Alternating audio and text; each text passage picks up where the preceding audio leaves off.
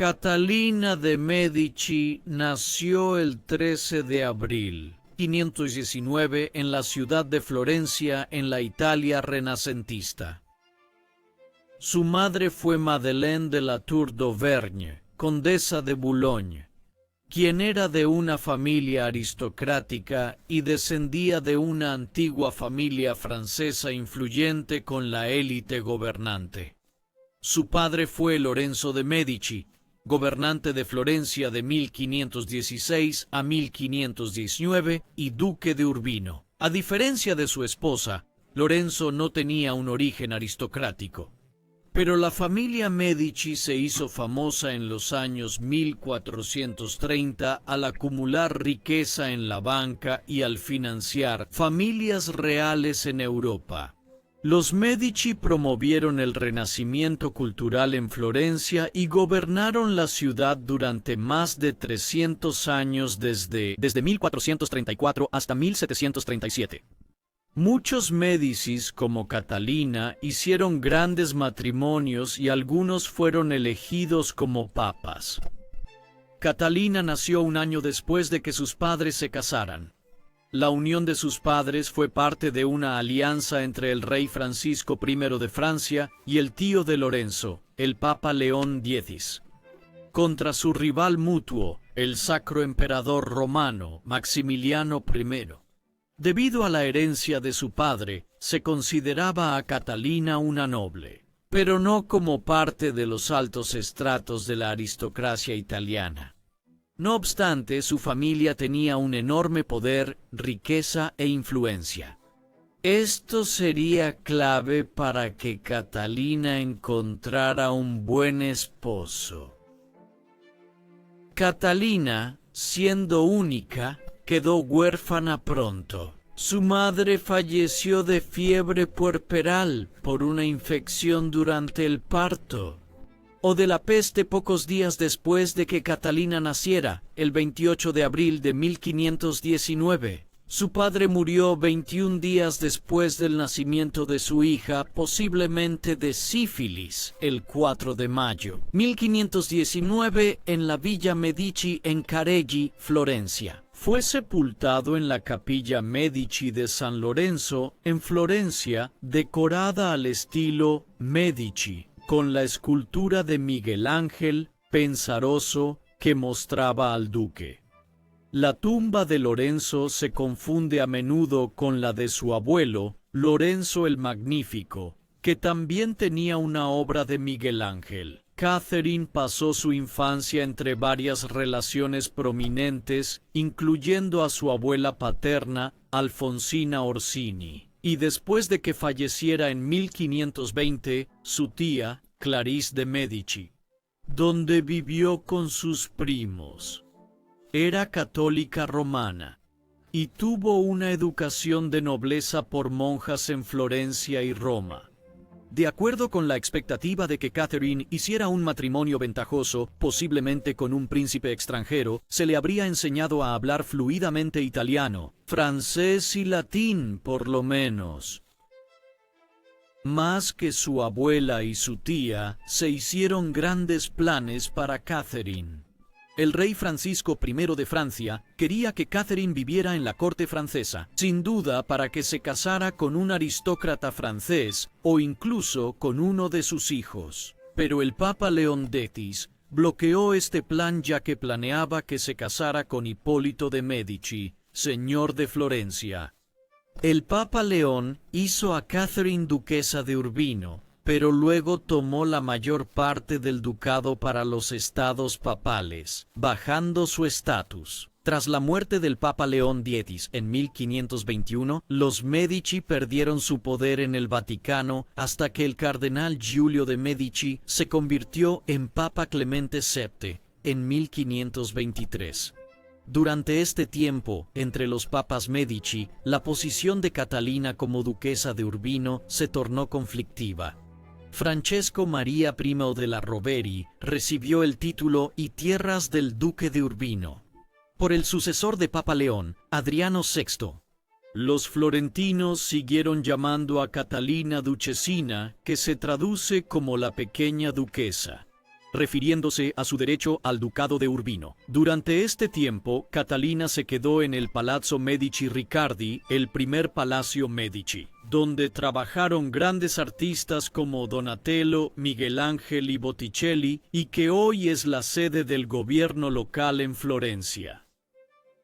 En 1527, los Medici fueron derrocados en Florencia por una facción que se oponía al representante del Papa Clemente, el cardenal Silvio Passarini. Catalina fue capturada y llevada de convento en convento. Finalmente, halló estabilidad y tranquilidad en Santissima Annunziata delle Murati durante 3 años, un tiempo que ella consideró el más feliz de su vida entera. Este breve interludio y una existencia marcada por maniobras políticas debieron parecer serenas y pacíficas. Florencia no fue perdida para siempre por los Médicis. Mirando los acontecimientos políticos en toda Europa y buscando apoyo para recuperar Florencia, el Papa coronó a Carlos V, rey de España y emperador romano, en una ceremonia elaborada y sagrada en la Basílica de San Petronio en Bolonia, el 24 de febrero de 1530. La coronación buscaba sanar las divisiones políticas y religiosas que surgieron cuando las tropas de Carlos V e italianos de Carlos V saquearon Roma en 1527. La alianza también se emplearía contra la amenaza de los turcos otomanos, que buscaban el dominio en Europa del Este y habían alcanzado Viena, una ciudad real importante en el Sacro Imperio Romano, en 1529. El apoyo militar de Carlos V en Florencia fue bien recompensado, ya que Carlos V fue el último sacro emperador romano en recibir el honor de ser coronado por un papa. La reconquista de Florencia inició en octubre de 1529 y se prolongó hasta que la ciudad se rindió el 12 de agosto de 1530. Durante el asedio, se pidieron la ejecución de Catalina y hasta su exposición desnuda para que las tropas la usaran con fines sexuales. Este asedio y su residencia en Santissima Annunziata delle Murate acabaron para Catherine cuando el Papa Clemente la llamó a Roma en 1530 para conseguirle un esposo. En Roma, por mandato del Papa Clemente, Catalina tuvo varios pretendientes. El más notable de sus pretendientes fue el rey Jaime V de Escocia, que envió al duque de Albany para gestionar el matrimonio en 2 ocasiones. Una vez en abril de 1530 y nuevamente 7 meses después en noviembre. Aunque Catalina no se casó con el rey escocés, sus historias se cruzarían cuando ella ayudó a criar a su hija, María, reina escocesa. Un segundo pretendiente importante fue Enrique, duque de Orleans, hijo del rey Francisco I de Francia y futuro rey Enrique II. Enrique era de la dinastía Valois, que gobernó Francia desde el siglo XIV. A inicios de 1533, Enrique la cortejaba de manera abierta. Y sería un buen partido para la rica pero de origen común Catalina. Catalina de Medici y Enrique, duque de Orleans, se casaron en la Église Saint-Ferréol-les-Augustins en Marsella el 28 de octubre de 1533, cuando tenía 14 años. La boda fue un evento extravagante con una gran exhibición de regalos y festividades que continuaron hasta altas horas de la noche. La pareja y sus invitados bailaron y comieron, y Enrique participó en justas, su actividad favorita, por su nueva esposa. Luego del baile, la pareja consumó su matrimonio bajo la vigilancia del rey Francisco I, quien quería que la unión se realizara correctamente. Esa mañana, el Papa Clemente bendijo a la pareja en su lecho conyugal. En su primer año de casados, Catalina apenas vio a su esposo, que tenía amantes. Se comentaba que Enrique era melancólico e introvertido, ya que pasó 4 años como prisionero en España durante su juventud, que la inteligencia y el ingenio de Catalina impresionaron a las damas de la corte francesa. Sin embargo, este buen inicio en Francia cambió rápidamente. La muerte de su tío, el Papa, el 25 de septiembre de 1534, dañó la influencia de Catalina en la corte. El sucesor de Clemente, Alessandro Farnese, empeoró la situación. Rompió la alianza con Francia y dejó de pagar el gran dote de Catalina. Francisco I se lamentó por la mala suerte de Catalina y su matrimonio, que antes era afortunado, diciendo: «La chica llegó a mí desnuda». Además de su precaria posición como extranjera sin dote, Catalina enfrentaba una gran presión para dar a la dinastía Valois un heredero y un respaldo, lo que garantizaría la continuidad de la dinastía. Las apuestas eran aún más altas en Francia, ya que bajo la ley sálica, un antiguo código civil franco, solo los hombres podían ascender al trono. Catalina quería un hijo, una bendición que consolidaría su posición en Francia, pero en los primeros 10 años de su matrimonio, la pareja no tuvo hijos en absoluto. La presión para concebir aumentó cuando el hermano mayor de Enrique, el delfín de Francia, Francisco, murió de fiebre en 1536. Se empezaron a difundir rumores de que Catalina o el emperador Carlos V habían envenenado al delfín. Catherine fue culpada por no tener un heredero legítimo tras el reconocimiento público de Enrique sobre su aventura de su hija, Diana, en 1537. En este periodo se habló del divorcio y muchos pidieron que Catherine regresara a Italia. Durante un tiempo en que la casa de brujas estaba en su apogeo, surgieron rumores de que Catherine hacía brujería, reforzando su imagen como la reina negra que aún perdura. El rol de la mujer se definía por su habilidad para dar vida. Las mujeres que no podían tener hijos eran consideradas antinaturales y brujas, con el poder de destruir la salud y la vida, y la fertilidad. Catherine estaba conectada con Nostradamus y los hermanos Brucheri, lo que generaba sospechas. Quienes supuestamente practicaban la necromancia y las artes oscuras, no ayudó a la reputación de Catherine. Tras intentar todos los remedios naturales y supersticiosos para quedar embarazada, incluso beber orina de mula, Catherine finalmente dio a luz a su primer hijo, Francisco, el 19 de enero de 1544. Tuvo una hija, Elizabeth, el 2 de abril de 1545 y luego 8 hijos más. 7 sobrevivieron a la infancia. Ella logró proporcionar a la dinastía 5 varones que podrían heredar el trono: Francisco II, Luis y Carlos IX, futuros reyes; Enrique III y Francisco, que fue duque de Anjou. El futuro de los Valois estaba asegurado. Pero los embarazos de Catalina no mejoraron su matrimonio. Su marido era devoto de su amante, Diane de Poitiers, quien era 19 años mayor que él. Su influencia provenía solo de su maternidad, ya que su esposo la ignoraba y ella se volvió muy hábil en presentarse como la madre devota de futuros reyes y de Francia misma. Francisco I murió el 31 de marzo de 1547 y Catalina se volvió reina consorte de Francia. Fue coronada en la Basílica de Saint-Denis, el lugar donde descansan reyes franceses, y una iglesia abadía medieval en el norte de París, el 10 de junio de 1549. No tendría influencia política como reina consorte. Solo tenía el poder nominal de regente cuando su esposo viajaba. Los días en que Catalina tendría poder e influencia estaban aún por llegar. Enrique favoreció a su amante, Diana, dándole el castillo de Chenonceau. El embajador imperial reportó que Enrique se sentaba en las piernas de Diana, hablaba de política y le acariciaba los pechos en público.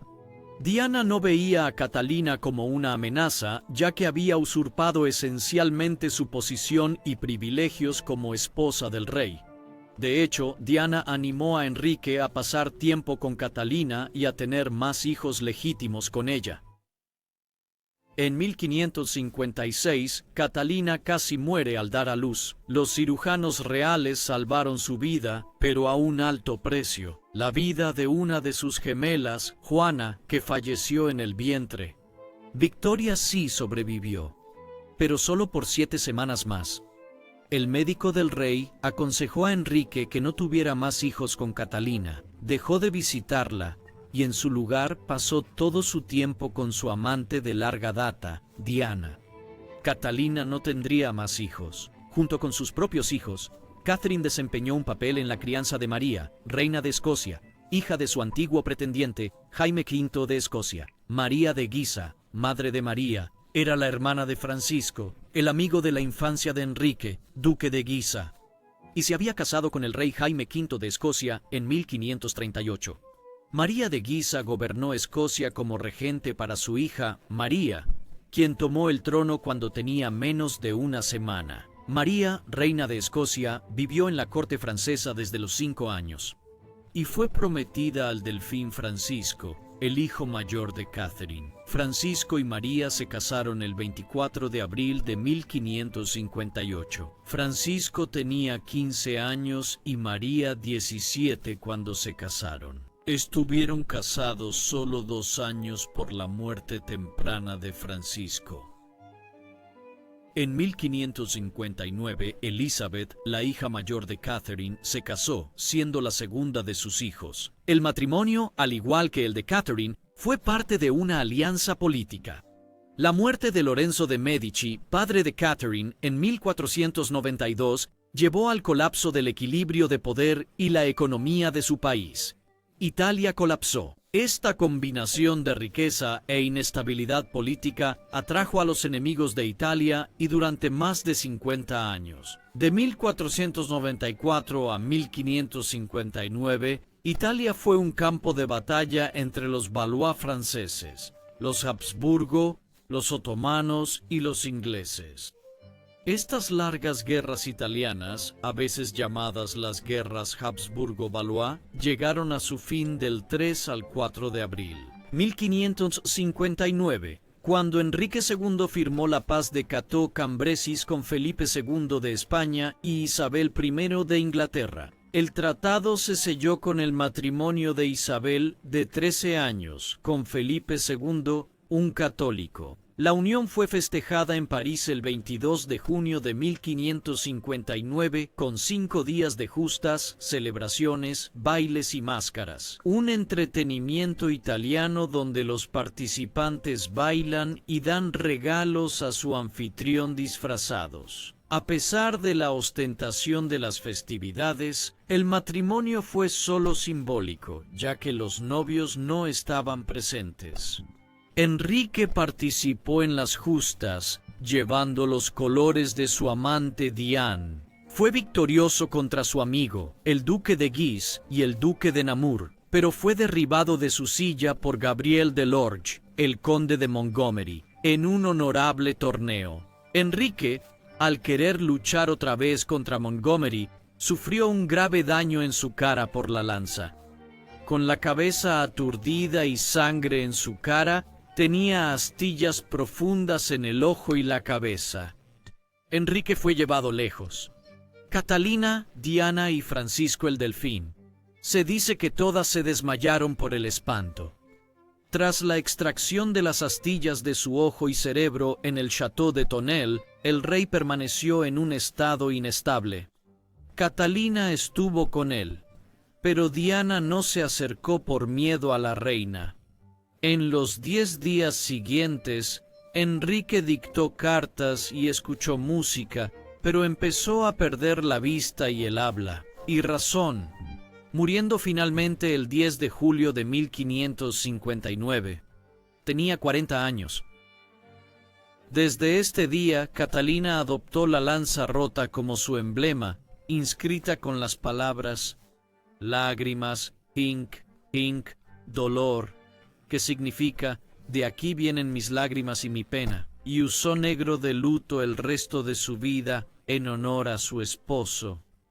Catalina comprendió que cuidar su imagen era esencial para un reinado exitoso y se esforzó por mostrarse como una madre devota, viuda y madre fiel. En el año 1559, con 40 años de edad, Catalina comenzó a destacar en la política después de la muerte de su marido.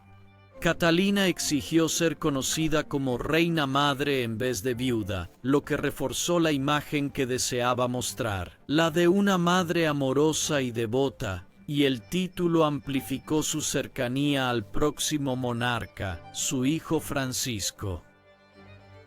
Francisco II, el hijo mayor de Catalina, se convirtió en rey de Francia a los 15 años.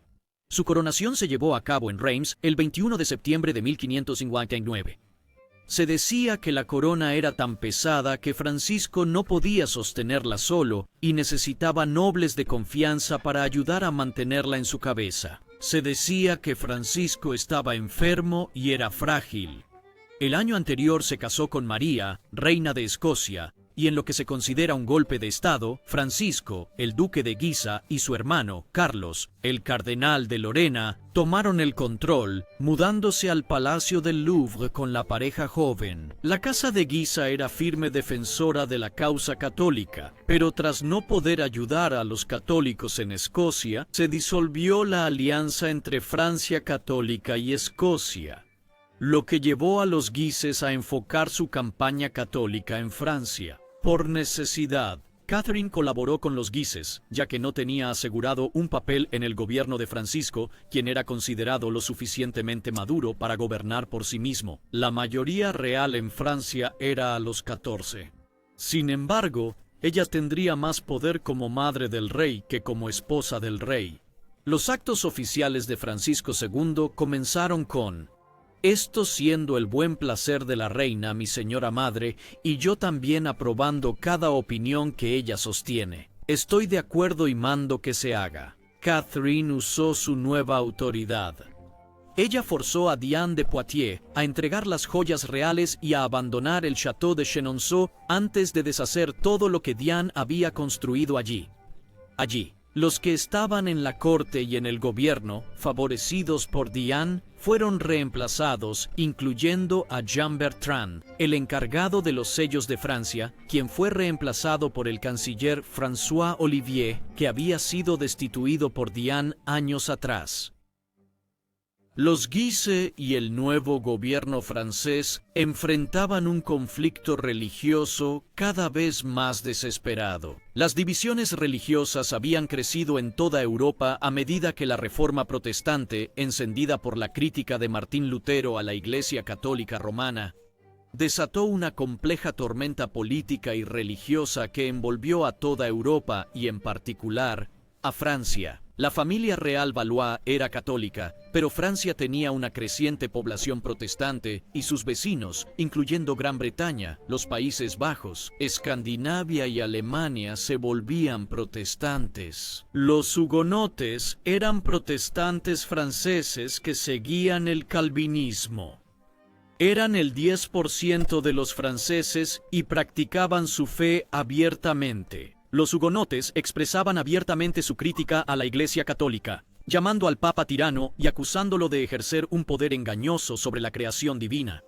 La violencia religiosa se desataba en las calles de Francia, con linchamientos y asesinatos motivados por la religión, y las iglesias eran saqueadas.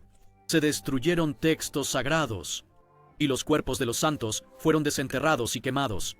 Sin duda, el gobierno debía actuar, pero las políticas de los hermanos Guise no coincidían con lo que Catalina prefería hacer. Los hermanos Guise comenzaron a perseguir a los protestantes, pero Catalina adoptó una postura más moderada y habló en contra de las persecuciones.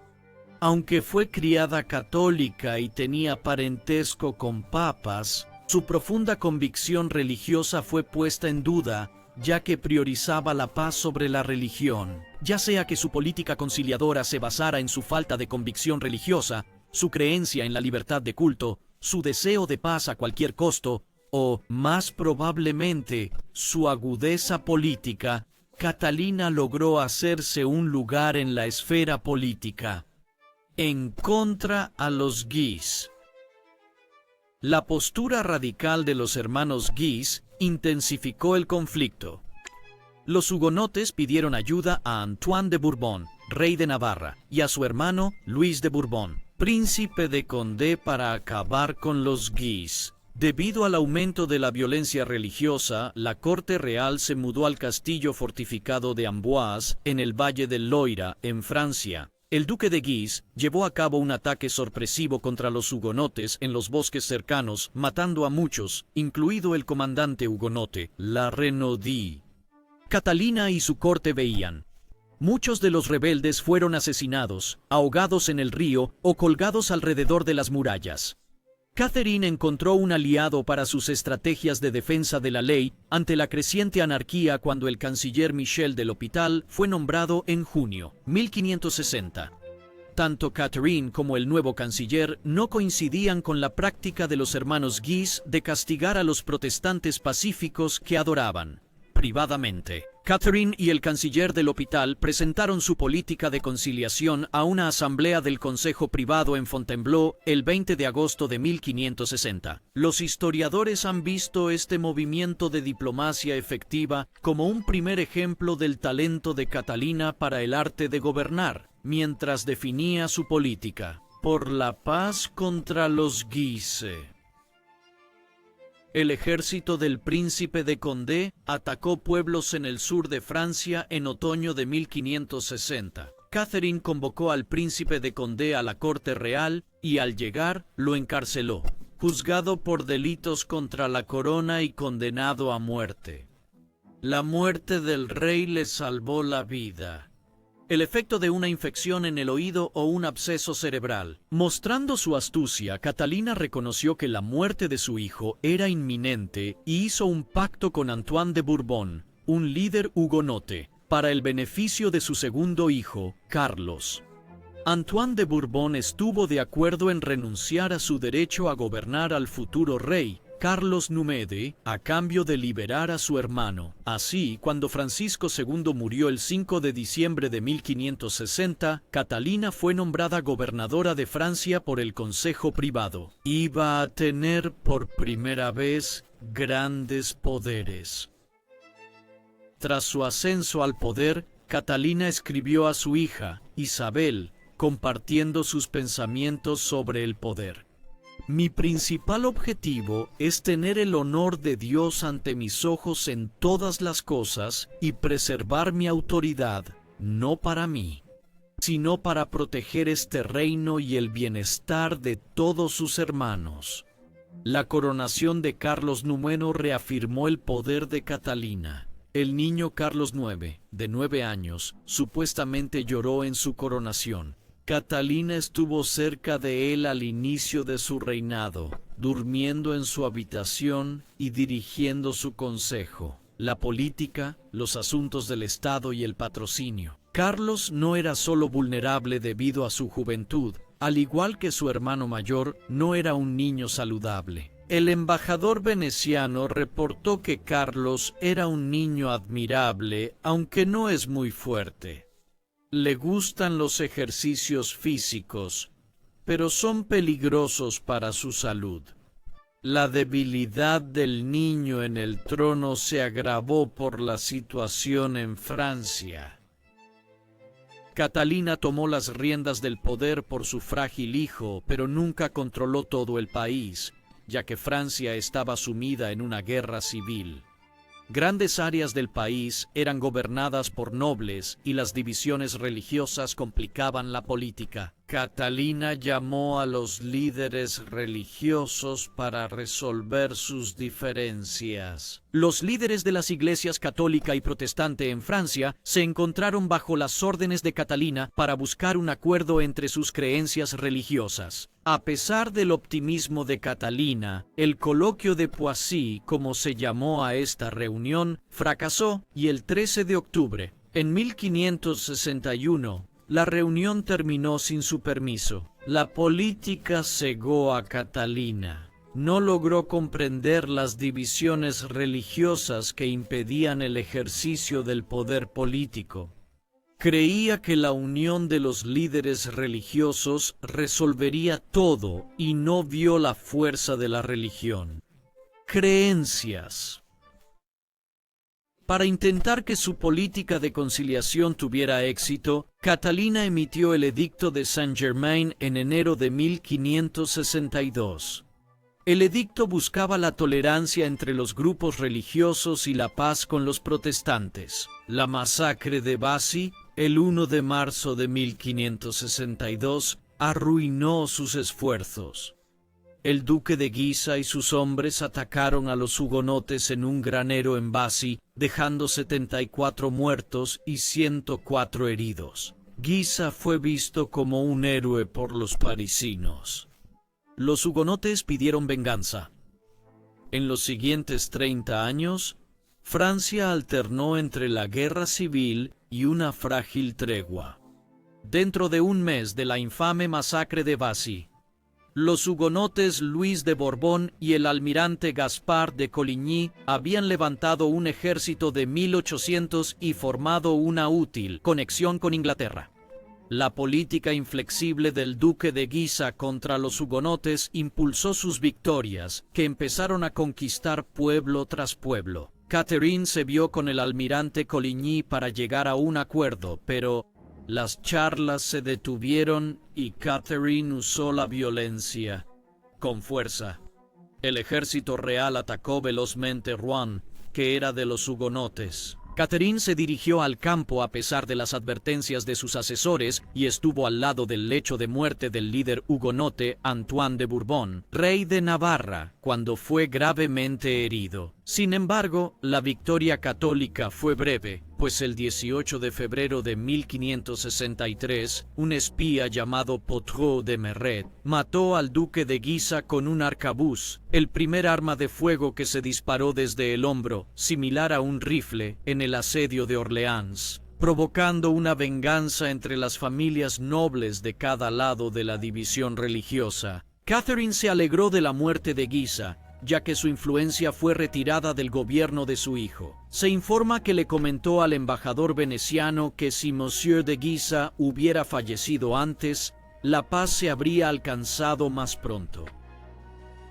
La guerra terminó el 19 de marzo de 1563 con la firma del Edicto de Amboise, también llamado el Edicto de Pacificación. Pero los problemas de Francia no se acabaron, ya que los ingleses tenían poder en la costa. Así que Catalina reunió fuerzas hugonotes y católicas para recuperar Le Havre de los ingleses. Estos triunfos no cambiaron que el poder de Catalina no era suyo.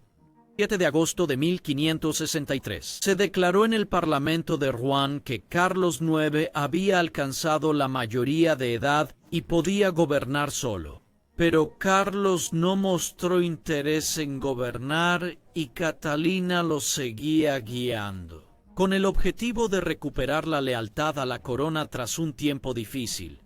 Catalina hizo un recorrido por Francia con Carlos entre enero de 1564 y mayo de 1565. Quería fortalecer el Edicto de Amboise y promover la unidad. Y para ello habló con Juana de Albret, la reina protestante de Navarra, mujer de Antonio de Borbón y madre de Enrique III de Navarra, que no todos elogiaron sus intentos de unidad. Al visitar a su hija Isabel, su yerno, el devoto católico Felipe de España, no quiso verla y mandó al duque de Alba a decirle que enfrentara la herejía con más brutalidad, consejo que Catalina ignoró. Las políticas de Catalina no lograban acabar con el conflicto religioso. El 27 de septiembre de 1567, los hugonotes intentaron emboscar al rey, un evento conocido como la sorpresa de Meaux. Y la guerra civil siguió. La corte francesa se refugió en París para huir de la violencia. La sangre y el descontento civil continuaron tras otro acuerdo de paz. Paz de Longjumeau, 22-23 marzo 1568. La sorpresa de Meaux. cambió la política de Catalina hacia los hugonotes. Finalmente cambió su política de compromiso por una de represión cuando los hugonotes atacaron al rey. En junio de 1568, dijo al embajador veneciano que los hugonotes eran traidores y elogió el terror del duque de Alba en los Países Bajos, donde los calvinistas y rebeldes fueron ejecutados por miles. El ejército real hizo que los hugonotes se retiraran a La Rochelle, un bastión en la costa oeste, donde Jean d'Albret y su hijo de 15 años, Enrique de Navarra, se les unieron. En este período, Jean se dirigió a Catherine, manifestando su anhelo de morir antes que renunciar a su Dios y fe.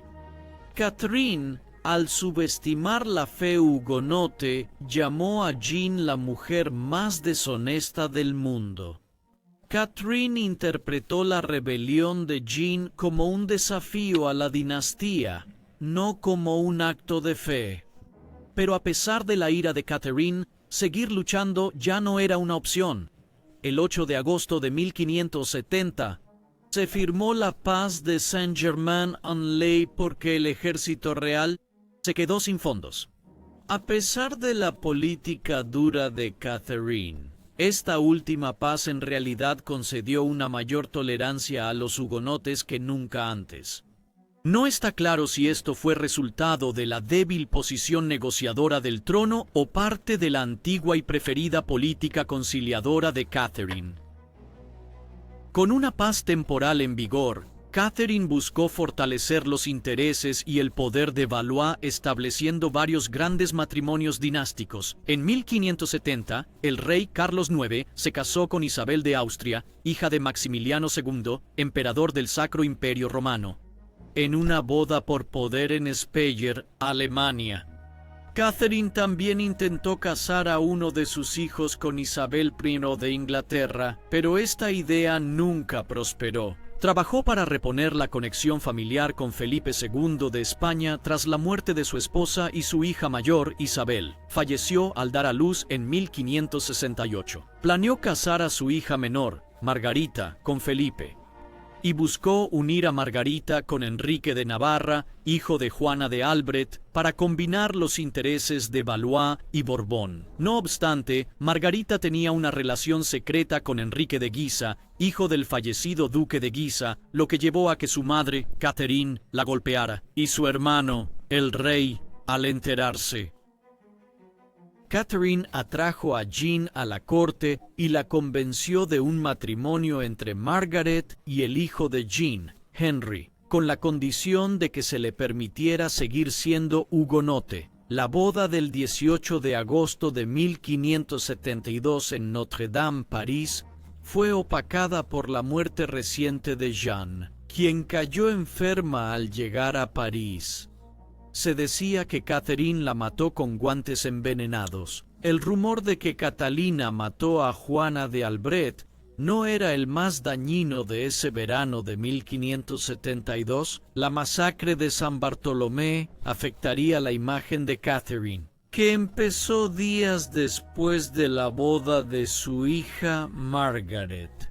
El 21 de agosto de 1572, 3 días después de la boda real que trajo hugonotes a París, el almirante Coligny, líder de los hugonotes, fue baleado al regresar a su casa desde el Louvre.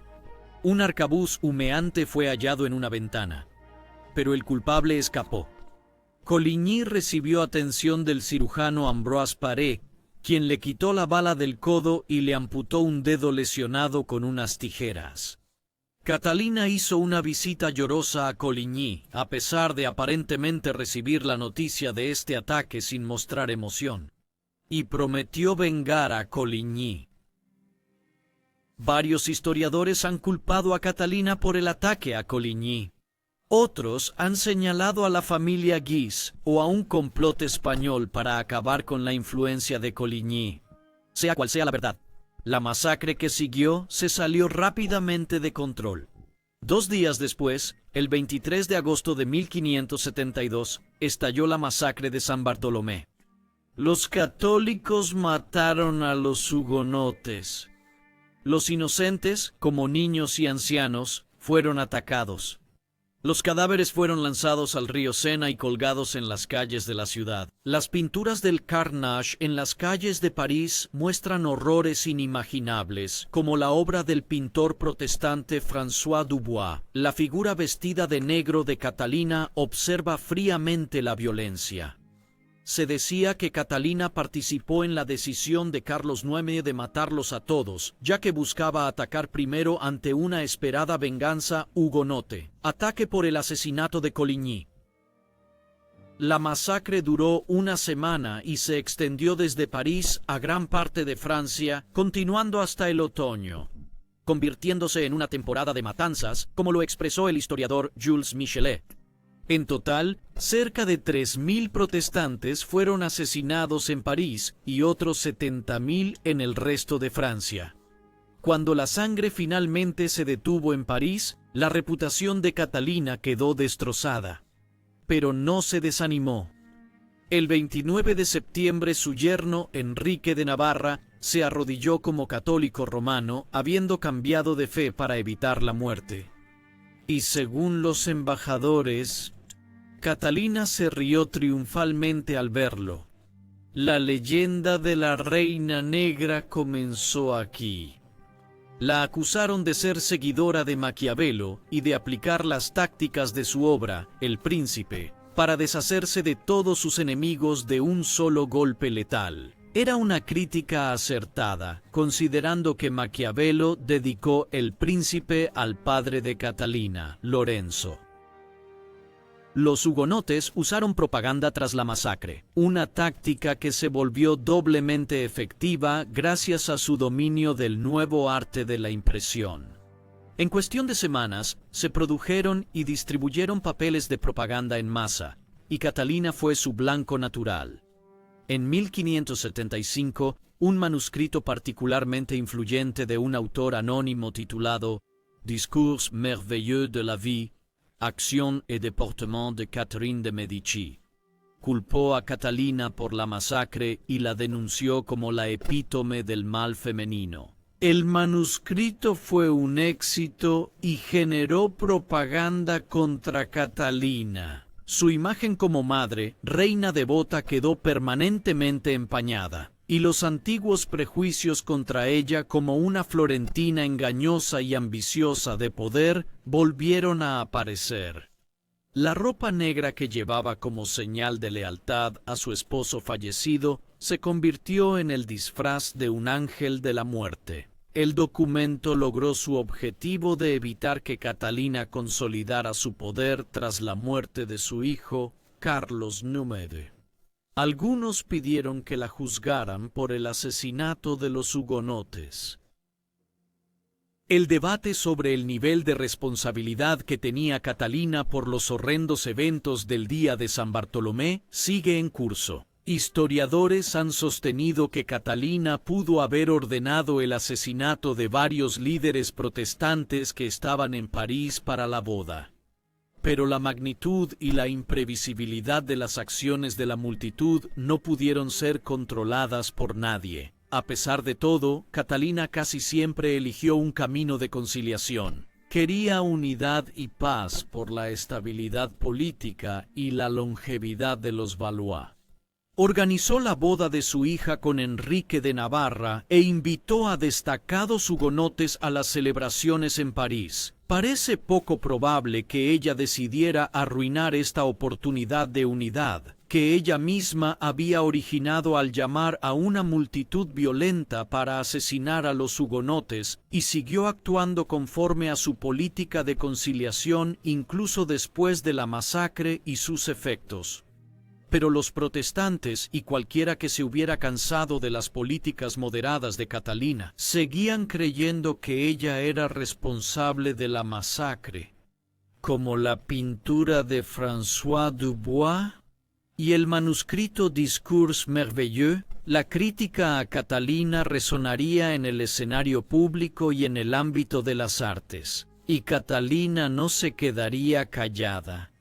Catalina creía, como muchos príncipes y eruditos del Renacimiento, que el poder dependía tanto de la exhibición cultural como de la fuerza. Heredó el gusto de la familia Medici por el arte y se convirtió en una patrona de las artes, impulsando la cultura francesa tanto como su familia lo hizo en Florencia. En un tiempo de lealtad menguante hacia la monarquía, usó las artes para elevar el prestigio de la dinastía Valois, lanzando un programa de patrocinio artístico que duró 3 décadas.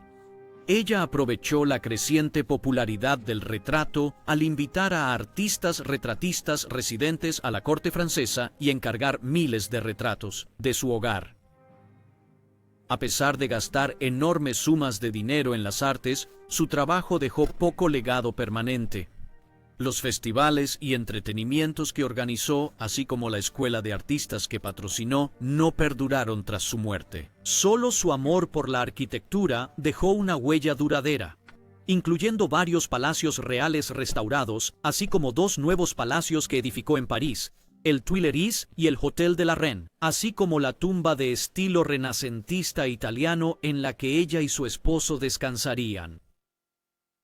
2 años después de los eventos de la masacre de San Bartolomé, otra crisis dinástica amenazó con derrocar a Catalina y a la línea Valois. Carlos IX falleció a los 23 años por tuberculosis, aparentemente llamando a Catalina en su último suspiro. Sin dejar heredero, Carlos fue sucedido por su hermano Enrique, duque de Anjou. Enrique fue convocado desde la mancomunidad polaco-lituana, donde había sido elegido rey el año anterior. Al dejar este trono por la corona de Francia, Enrique llegó al trono como un hombre maduro, a diferencia de sus hermanos mayores. Catalina estaba triste por la muerte de Carlos, escribiéndole a Enrique que estaba devastada por haber presenciado tal escena y el amor que él me mostró al final. Se decía que Enrique era su hijo favorito. Ella añadió en su carta que su único consuelo es verte aquí pronto como requiere tu reino y en buena salud. Si te perdiera, me haría enterrar viva contigo. Aunque tenía experiencia, madurez y buena salud, Enrique fue tan inconstante como sus hermanos en cuanto a interesarse por las tareas del gobierno. Quizás el desinterés de Enrique por gobernar se debía a su devoción religiosa. Tenía más interés en la piedad, las peregrinaciones y la flagelación que en gobernar. Como Francisco y Carlos, Enrique se apoyaba en Catalina para las cuestiones prácticas del gobierno. Así que, aunque Catalina no tenía los poderes formales de una regente, al igual que cuando Carlos reinaba siendo menor, siguió ejerciendo un enorme poder e influencia en el gobierno. La coronación de Enrique fue en Reims el 13 de febrero de 1575. Y 2 días después, se casó con Luisa de Lorena-Vaudemont. Su elección echó a perder los planes de Catalina para un matrimonio político. Este matrimonio fue sin hijos, lo que tuvo profundas consecuencias para la familia de Catalina. El heredero de Enrique III era su hermano menor, Francisco, pero no cumplió con sus deberes como delfín. Francisco utilizó la anarquía de las guerras civiles en su propio beneficio. A pesar de que Catherine lo convocó para una reprimenda de 6 horas sobre su comportamiento subversivo en marzo de 1578, Francisco no se detuvo y la dinastía Valois estaba a punto de caer. Francisco se alió con los príncipes protestantes contra la corona y su hermano, Enrique III, y sitió París en la primavera de 1576. La pieza de Monsieur y el edicto de Beaulieu fueron dados por Catalina el 6 de mayo de 1576, y fue una gran concesión a las exigencias hugonotes. Los protestantes podían ahora rendir culto en público, construir iglesias y tenían representación en el Parlamento católico. Una garantía que después fue retirada por los estados de Blois y llevaría al regreso de Enrique de Navarra a su religión calvinista y a liderar una revuelta. Había que compensar a las familias de las víctimas de la masacre de San Bartolomé. Francisco supuestamente forzó a Catalina y Enrique a pasar el acto. Muchos católicos se opusieron fuertemente a estas concesiones, especialmente al reconocimiento de las organizaciones políticas protestantes. Formaron una organización política llamada Liga Católica como protesta. El Tratado de Paz no logró acabar con el comportamiento peligroso de Francisco, además de aumentar las quejas religiosas. El ejército de Francisco realizó una intervención fallida en los Países Bajos en 1584, pero en junio de ese año, Francisco murió de consumo. Catalina, a pesar de sus diferencias, escribió entonces: «Soy tan miserable por vivir lo suficiente para ver morir a tantas personas delante de mí, aunque me doy cuenta de que se debe obedecer la voluntad de Dios, que Él posee todo y que solo nos presta mientras le plazca a los niños que nos da». La muerte de su hijo menor fue una calamidad dinástica. No tenía más hijos vivos para heredar el trono, y las hijas que quedaban no podían reinar por ser mujeres. El rey hugonote Enrique III de Navarra se convirtió ahora en el heredero presunto de la corona francesa. Aunque Catalina casó a su hija menor Margarita con Enrique de Navarra, lo hizo con sabiduría. Podía confiar en su hija Margarita tan poco como en su hijo problemático, Francisco, duque de Alençon. Margarita volvió a la corte francesa sin su marido en 1582 y Catalina fue escuchada reprendiendo a su hija por sus amantes. Tras ser devuelta a su esposo, Margarita escapó nuevamente en 1585 y se refugió en su propiedad en Agen. Y le rogó a su madre por dinero. Catalina solo envió lo necesario para comida, tratando de que Margarita volviera. Pero Margaret se mudó a Carlat y tuvo otro amante, un noble llamado D'Aubiac.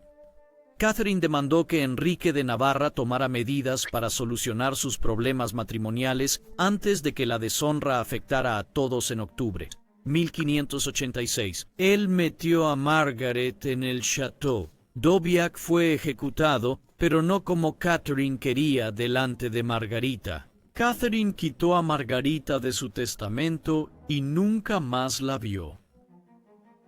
Catherine tenía menos control sobre la corona desde el reinado de sus dos hijos mayores, pero seguía actuando como la jefa del gobierno de Enrique y como diplomática en viaje. Viajó por el reino, haciendo valer su autoridad y tratando de evitar problemas. En 1578, a los 59 años, emprendió un viaje de 18 meses por el sur de Francia para reunirse con líderes hugonotes. Catherine ganó nuevo respeto del pueblo francés y, al volver a París en 1579, la recibieron fuera de la ciudad el parlamento y muchas personas. El embajador veneciano, Girolamo Lippomano, escribió sobre Catherine: «Ella es una princesa incansable, destinada a domar y gobernar a un pueblo tan rebelde como el francés. En este momento, ellos reconocen sus méritos, su interés por la unidad y sienten pesar por no haberla valorado antes. No tenía esperanzas sobre la crítica situación de la dinastía Valois». Y el 25 de noviembre de 1579 le escribió al rey: «Estás a punto de una revuelta general. Quien te diga lo opuesto es un mentiroso».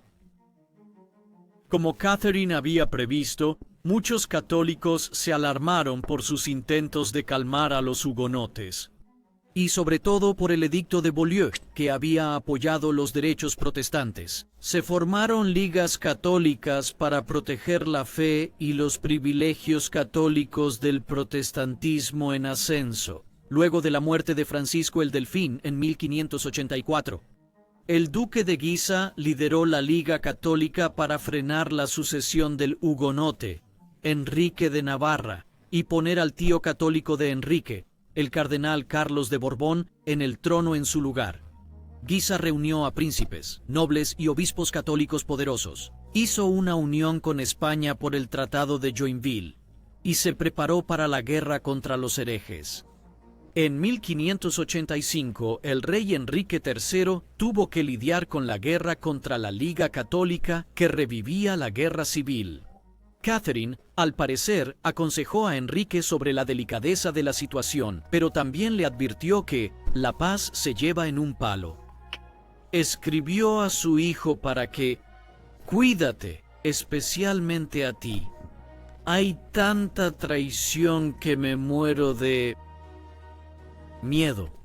Atrapado en una situación difícil, Henry no pudo luchar contra los católicos y los protestantes al mismo tiempo, los cuales tenían fuerzas más grandes y mejor preparadas que las suyas. Henry, en su búsqueda de paz con los católicos, firmó el Tratado de Nemours el 7 de julio de 1585, cumpliendo con todas las demandas de la Liga, incluso pagando a sus tropas. Luego, impulsado por sus convicciones religiosas, Enrique se retiró a esconderse para ayunar y orar, llevando consigo a su guardaespaldas personal, una leal fuerza conocida como los 45, dejando a Catherine para resolver lo que se estaba convirtiendo en una crisis constitucional. La monarquía Valois ya no controlaba el país. Para agravar la situación, en 1587 se intensificaba un rechazo católico a los protestantes en toda Europa. La inestabilidad en Francia obligó a Enrique III y a Catalina a rechazar la asistencia a Inglaterra tras la ejecución de María, reina de Escocia, el 8 de febrero de 1587, causó una gran ira en el mundo católico y los españoles se alistaron para lanzar su armada contra Inglaterra. Al reconocer la debilidad del poder real en Francia, el embajador español le dijo al rey Felipe II que el absceso estaba por estallar. La Liga Católica respetó su tratado con los españoles y tomó el control del norte de Francia para que la Armada española pudiera acceder a puertos franceses. Con su gobierno completamente socavado por la Liga Católica y divisiones religiosas generalizadas, Enrique cometió varios errores.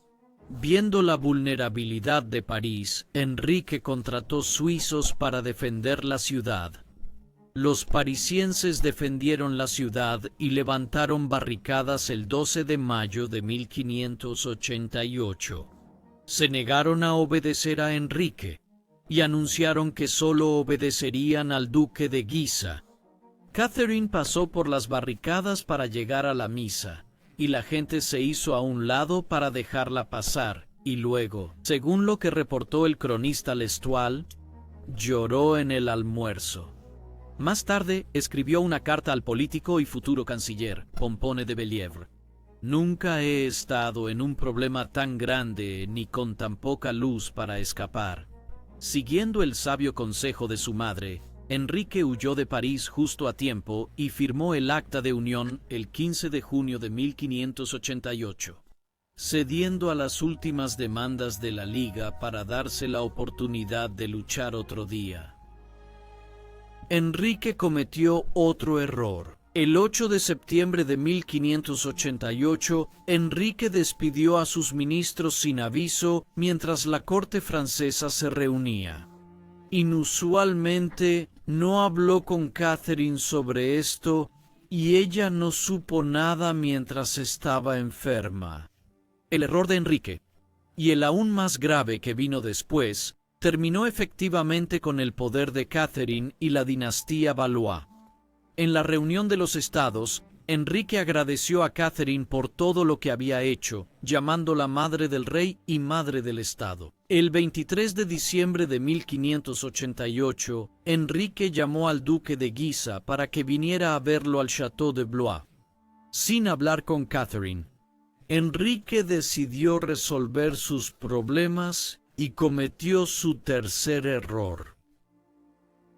Cuando Guisa entró en la cámara del rey para la reunión propuesta, los 45, la guardia del rey, lo apuñalaron hasta matarlo, en el pie de la cama del rey. Al mismo tiempo, los hombres de Enrique apresaron a 8 miembros de la familia Guisa, entre ellos el hermano del duque y el cardenal de Guisa, Luis II, quien más tarde fue asesinado a golpes en las mazmorras del palacio. Una vez que mataron a todos, Enrique le dijo a Catalina lo que había decidido. Le pidió perdón y trató de justificar su violento y audaz plan como un intento de evitar que Guisa hiciera lo mismo. No se sabe cómo reaccionó Catalina al principio. Las acciones de su hijo no reflejaron su propia diplomacia prudente y astuta. El día de Navidad oró con un fraile y se lamentó. «Oh, hombre miserable, ¿qué hizo? Reza por él. Veo que se dirige a su ruina». Cuando visitó a su viejo amigo el cardenal de Borbón el 1 de enero de 1589. Su promesa de liberación pronto fue objeto de burla del cardenal, quien dijo: «Sus palabras, señora, nos han llevado a esta matanza». Catherine murió el 5 de enero de 1589 a los 69 años. Probablemente murió de pleuritis, una inflamación en los pulmones, la condición que la mantuvo en cama en diciembre y que pudo haber llevado a su hijo a actuar contra el duque de Guisa sin preguntarle primero. Era común pensar que el estrés y su enojo por las acciones imprudentes de su hijo acortaron la vida de Catherine. Dado que París seguía bajo control de los enemigos de la corona, Catherine no pudo ser enterrada allí con su esposo. Fue enterrada primero en la iglesia de Saint-Sauveur-du-Blois en Blois, cerca del Château Royal du Blois, donde falleció. Luego, su cuerpo fue llevado a la Catedral de Saint-Denis, en el norte de París, el lugar de descanso tradicional de los monarcas franceses, y puesto al lado de su esposo, Enrique II. El reentierro fue gestionado por la hija ilegítima de Enrique II con Philippa Doucet, Diane de Francia, duquesa de Angulema. La sepultura de Enrique y Catalina, un complejo templo con 4 estatuas que simbolizan las virtudes cardinales de la prudencia, la justicia, la fortaleza y la templanza, fue atacada en la Revolución Francesa en octubre de 1793, al igual que las de otros muchos monarcas de Francia. La tumba fue salvada por el arqueólogo Lenoir y guardada en el Museo de Monumentos Franceses. En la segunda restauración borbónica, entre 1815 y 1830, la tumba fue devuelta a la Basílica de Saint-Denis. Catalina no sobrevivió a su hijo por mucho tiempo, ya que Enrique III fue apuñalado por Jacques Clément 8 meses después de su primer entierro. Al momento de su muerte, Enrique estaba asediando París con Enrique de Navarra, quien luego se convirtió en el rey Enrique IV de Francia. La muerte del último hijo de Catalina marcó el final de casi 3 siglos de reinado Valois y permitió que la Casa de Borbón ascendiera al poder. Catalina sobrevivió a todos sus hijos menos a Enrique, que murió meses después, y Margarita, a quien desheredó. El rey Enrique IV luego se refirió a Catalina, su suegra y rival. ¿Qué podría hacer una mujer abandonada por la muerte de su marido, con 5 pequeños a su cargo y 2 familias en Francia que deseaban hacerse con la corona? ¿La nuestra y la de los Guise? ¿No estaba obligada a desempeñar papeles extraños para engañar primero a uno y luego al otro para proteger, como lo hizo, a sus hijos?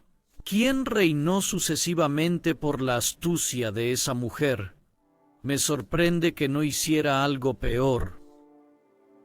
Catalina fue la mujer más poderosa de Europa en el siglo XVI. Nacida en la familia Medici, gobernantes de Florencia y mecenas de las artes, se convirtió en reina de Francia al casarse con el rey Enrique II. Y tuvo un gran poder como reina madre de 3 reyes franceses, Francisco II, Carlos IX y Enrique III, el último rey de la dinastía Valois. Pero su legado ha sido ensombrecido por las actitudes hacia las mujeres poderosas y los extranjeros y por las controversias de su tiempo. Detrás de la corona francesa, la complejidad de las guerras civiles y religiosas que sus 3 hijos gobernaron hace que evaluarla sea difícil. La influencia de Catalina sobre sus hijos, sus gobiernos y su formulación de políticas la convirtió en un blanco fácil para la culpa. La culpa que tenía, ya sea justa o no, por las persecuciones bajo el mandato de su hijo y sobre todo la masacre de San Bartolomé de 1572, donde murieron miles de hugonotes, manchó su memoria. Catalina es recordada como la Reina Negra, más como una seguidora de las teorías políticas implacables de Maquiavelo que como una reina madre que promovía la conciliación, patrocinó las artes y, sobre todo, trabajó para salvar la dinastía Valois. Aunque la crueldad de Catalina no es una invención de los historiadores, ya que se manifiesta claramente en sus cartas y en las palabras de quienes la conocieron, hay mucho más en su historia. Como muchas gobernantes antes y después de ella, ha sido simplificada por la historia, convertida en un personaje bidimensional, como lo muestra su apodo, la Reina Negra, ignorando las complejidades de su carácter y la situación. Su autoridad fue enormemente limitada por los efectos de las guerras civiles y en el contexto de la agitación política y religiosa. Sus políticas parecen ser simplemente medidas desesperadas para mantener a la monarquía Valois en el trono. Por su política de conciliación con los hugonotes y el matrimonio de su hija con Enrique de Navarra, hasta su apoyo a las artes para glorificar la monarquía. Sin Catherine, parece poco probable que sus hijos hubieran mantenido el trono durante sus vidas. ¿Qué piensas de Catalina de Médici? ¿Era la reina negra que la historia recuerda? ¿Era ella la madre y mujer política que quería ser recordada? Déjanos saber en los comentarios. Y mientras tanto, gracias por mirar.